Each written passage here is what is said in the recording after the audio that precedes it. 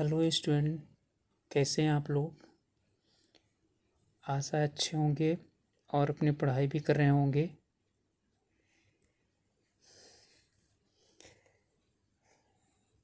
हम हिंदी साहित्य के इतिहास लेखन के विषय में पढ़ रहे थे।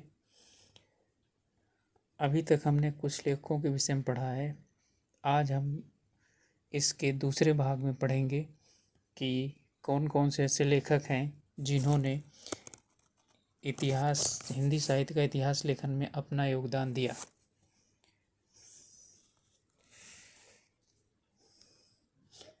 इसमें सबसे पहले हम आज पढ़ेंगे मौलवी करीमुद्दीन। ये दिल्ली निवासी थे।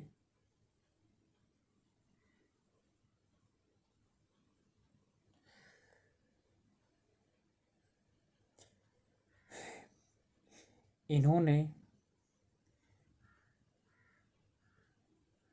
साहित्य इतिहास लिखने का प्रथम भारतीय होने का गौरव प्राप्त किया है।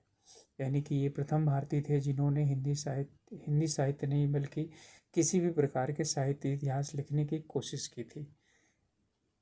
इन्होंने गारसा दतासी के जो पहले वाले यानी प्रथम संस्करण था उसके 2 भाग का अनुवाद 1848 ईस्वी में फारसी भाषा में किया था। जो फारसी भाषा में इन्होंने किया था दोनों भागों, तो पहले भाग का नाम तबकात असुवरा और दूसरे भाग का नाम तज़किरा ई सुवरा ई हिंदी, इन दोनों नामों से किया गया था।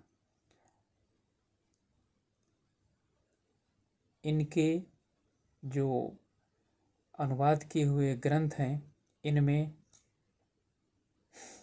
जो कुल रचनाकार हैं उनकी संख्या थी 62 और कुल रचनाएं थी 1004। यानी कि इन्होंने 1004 रचनाओं का संकलन और 62 रचनाकारों के विषय में इन्होंने विस्तार से बताया है। इसका प्रकाशन 48 इनके जो ग्रंथ हैं दोनों अनुदित ग्रंथ, इनका प्रकाशन 1848 ईस्वी में दिल्ली कॉलेज द्वारा किया गया था। इन्होंने कवियों के जन्म व मरण की जानकारी देने की कोशिश की। ध्यान दीजिएगा, सबसे पहले ये ऐसे लेखक हैं जिन्होंने जन्म और मरण के विषय में जानकारी देने की कोशिश की। इन्होंने कालक्रम बताने का कुछ कोशिश किया है, परंतु इन्होंने नामकरण करने की कोई कोशिश नहीं की। इसके बाद हमारे दूसरे जो लेखक हैं साहित्य इतिहास के, वे हैं लक्ष्मी सागर वार्ष्णेय। हालांकि इन्होंने कोई एक यानी कि नवीन ग्रंथ नहीं लिखा। इन्होंने गारसा दतासी का जो ग्रंथ प्रकाशित हुआ था उस ग्रंथ का हिंदुई साहित्य का इतिहास नाम से हिंदी में अनुवाद प्रकाशित करवाया था। इसमें कुल रचनाकारों की संख्या 358, जिनमें कि 120 रचनाकार हिंदी के थे। इसका प्रकाशन हिंदुस्तानी एकेडमी इलाहाबाद, जिसे अब प्रयाग के नाम से जाना जाता है, के द्वारा किया गया था। इसके बाद महेश दत्त शुक्ल आते हैं। महेश दत्त शुक्ल ने 1873 ईस्वी में भाषा काव्य संग्रह नामक हिंदी का प्रथम ग्रंथ लिखा था, जिसका प्रकाशन नवल किशोर प्रेस लखनऊ के द्वारा किया गया था। तो इस प्रकार से अभी तक पहला जो हिंदी साहित्य के या भारतीय साहित्यों में लिखा गया ग्रंथ था वो गारसा दतासी द्वारा फ्रेंच भाषा में लिखा गया था। मौलवी करीमुद्दीन ने उसी को ही फारसी भाषा में अनुवाद करके प्रकाशित करवाया। लक्ष्मी सागर वार्ष्णेय ने उसे हिंदी भाषा में अनुवाद करके प्रकाशित करवाया। लेकिन महेश दत्त शुक्ल पहले व्यक्ति थे जिन्होंने काव्य भाषा यानी भाषा काव्य संग्रह नाम से एक अलग ग्रंथ की रचना की थी। इसके बाद अब प्रमुख हमारे आते हैं लेखक। इनमें हैं रामचंद्र शुक्ल। जैसा कि आप लोग जानते हैं कि रामचंद्र शुक्ल ने हिंदी साहित्य के इतिहास लेखन में अपनी एक महत्वपूर्ण छाप छोड़ी है।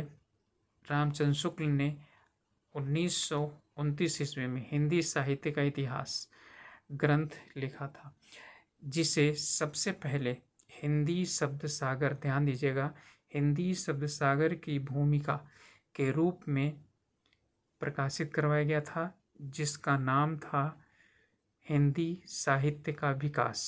ध्यान दीजिएगा, इतिहास नहीं था, उसका नाम था हिंदी साहित्य का विकास। बाद में ये काफ़ी बड़ा हो जाने के कारण इसे हिंदी साहित्य का इतिहास नाम से 1929 में फिर से प्रकाशित करवाया गया था। तो जब हिंदी शब्द सागर की भूमिका के में लिखा था तो उसका नाम हिंदी साहित्य का विकास था, और जब बाद में इसे एक ग्रंथ के रूप में लिखा गया तो उसे हिंदी साहित्य का इतिहास नाम दिया गया। इसकी कुछ विशेषताएं हैं, इसमें हैं, इन्होंने अपने ग्रंथ में युगीन परिस्थितियों को ध्यान में रखा और उसके आधार पर इन्होंने जो प्रवृत्तियां थीं, तत्कालीन प्रवृत्तियां, उनके विकास की बात कही। इन्होंने अपने ग्रंथ में प्रत्येक कवि की रचना के साहित्यिक विशिष्टता पर आलोचनात्मक मत दिया, इसलिए इन्हें एक आलोचक भी कहा जाता है।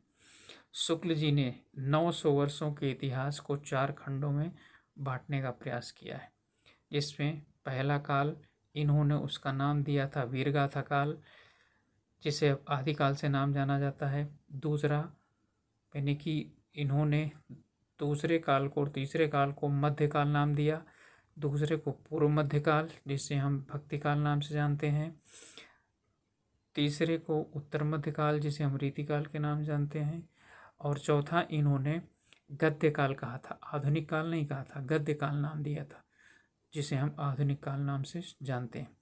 शुक्ल जी द्वारा किया गया जो काल विभाजन है वो बहुत ही ज़्यादा लोकप्रिय हुआ। बाद के इतिहासकारों ने, जितने भी इतिहास साहित्य का, हिंदी साहित्य का इतिहास लेखक हैं, उन्होंने थोड़ा बहुत परिवर्तन करके इसी को ही आधार बना करके काल विभाजन और कालों का नामकरण प्रस्तुत किया। इसकी कुछ विशेषताएं इनके ग्रंथ की और भी हैं। शुक्ल जी ने भक्ति काल को निर्गुण और सगुण धाराओं में बांटकर फिर से इसे 2 भागों में, ज्ञानाश्रयी और प्रेमाश्रयी तथा राम भक्ति शाखा और कृष्ण भक्ति शाखा में बांटा।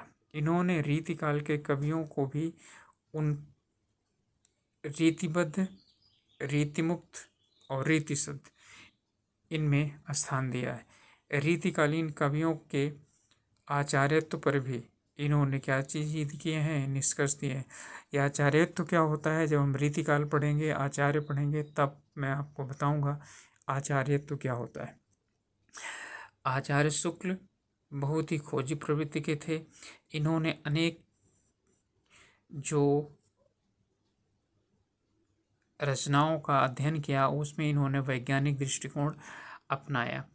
इस कारण इन्होंने इतने महान ग्रंथ की रचना की। हिंदी साहित्य का इतिहास लेखन में आचार्य रामचंद्र शुक्ल ने अपभ्रंश साहित्य को हिंदी से अलग माना। ध्यान दीजिएगा, अपभ्रंश साहित्य को इन्होंने हिंदी से अलग माना और उसे पूर्व पोटिका के रूप में प्रस्तुत किया। कभी आपको मौका मिले तो आचार्य रामचंद्र शुक्ल द्वारा लिखित हिंदी साहित्य के इतिहास का सिर्फ और सिर्फ भूमिका पढ़िएगा, आपको सभी चीज़ें अच्छी तरह से क्लियर हो जाएंगी। नहीं होगा तो मुझे बताइएगा, मैं उपलब्ध करा दूंगा। इन्होंने जनता की चित्र प्रवृत्ति यानी तत्कालीन परिस्थितियों के आधार पर काल विभाजन को आधार बनाया। इन्होंने आदिकाल के तृतीय प्रकरण में वीर गाथा काव्य की विवेचना की है। तीसरे भाग में इन्होंने, ध्यान दीजिएगा, सिद्धों को और नाथों को, इनके द्वारा लिखित साहित्य को सांप्रदायिक कह करके, सांप्रदायिक का मतलब कि धार्मिक मान करके, इन्होंने उसे साहित्य के क्षेत्र से बाहर कर दिया है। ये कई बार पूछा जाता है कि सिद्ध और नाथ साहित्य को किसने अपने लेखन में स्थान नहीं दिया, या आचार्य रामचंद्र शुक्ल ने किन्हें अपने हिंदी साहित्य के इतिहास लेखन में स्थान नहीं दिया। तो ये हैं सिद्ध और नाथ साहित्य।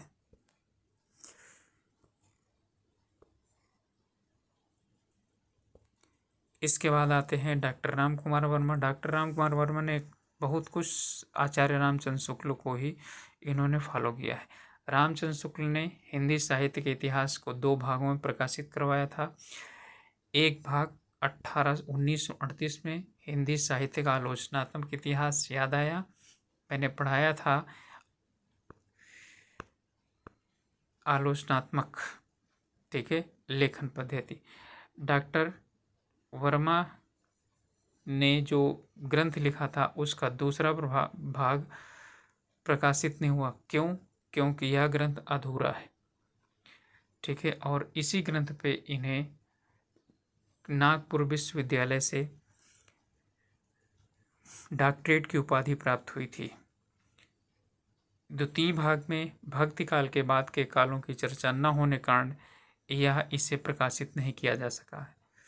डॉक्टर राम कुमार वर्मा शुक्ल के वीर गाथा काल को चारण काल कहना ज़्यादा पसंद करते हैं। इसमें इन्होंने पहले के साहित्य को इसके पहले के साहित्य को इन्होंने संधि काल का नाम दिया है। इस तरह से इन्होंने आदिकाल को संधि चारण काल नाम दिया है। डॉक्टर वर्मा ने अपने ग्रंथ में अपभ्रंश की अत्यधिक सामग्री को समाहित किया है। ध्यान दीजिए, दोनों में अंतर ही चीज़, उन्होंने अपभ्रंश को नहीं ध्यान दिया है, इन्होंने अपभ्रंश को समाहित किया, जिसके कारण ही इन्होंने क्या चीज़ किया है, संधि और चारण काल दोनों माना है। और यही कारण है कि इन्होंने क्या किया है, स्वयंभू को हिंदी का पहला कवि माना है।